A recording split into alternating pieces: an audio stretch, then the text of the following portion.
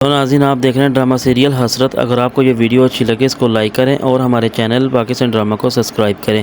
لیکن جو فبیہہ ہوتی ہے وہ اپنی بہن سے کہتی ہے کہ حمزہ کبھی بھی ارحم کا مقابلہ نہیں کر سکتا، وہ جتنا مرضی ہی کما لے۔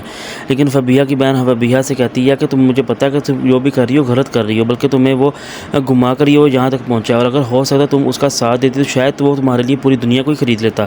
لیکن تم نے حمزہ کے ساتھ بالکل بھی اچھا نہیں کیا اور نہ ہی تمہیں ایسا کرنا چاہیے تھا، تم بہت بے وفا لڑکی ہو۔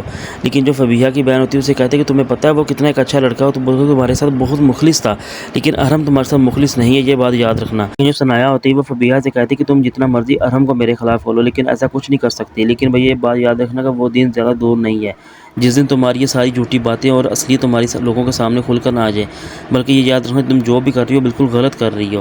لیکن جو ارحم ہوتا ہے وہ فبیہہ کے ساتھ بہت پیار کرتا ہے، بلکہ وہ ثنایا کو چاہتا ہی نہیں ہے، نہ ہی اس کے ساتھ اتنا پیار کرتا ہے۔ لیکن وہ فبیہہ سے محبت ہونے کے باوجود وہ ثنایا کو چھوڑ ہی دیتا ہے۔ لیکن ثنایا فبیہہ سے کہتی ہے یہ یاد رکھنا کہ تمہارا یہ جو جھوٹا نقاب ہے سب کے سامنے ظاہر ہو جائے گا اور میں لے کر ہی آؤں گی کہ تمہاری کیا اوقات ہے۔ لیکن فبیہہ ثنایا سے کہتی ہے کہ وہ یاد رکھنا کہ آپ کو میں یہ بتانا چاہتی ہوں کہ میں بہت جلد آپ کو ارحم کی زندگی اور اس گھر سے نکال دوں گی۔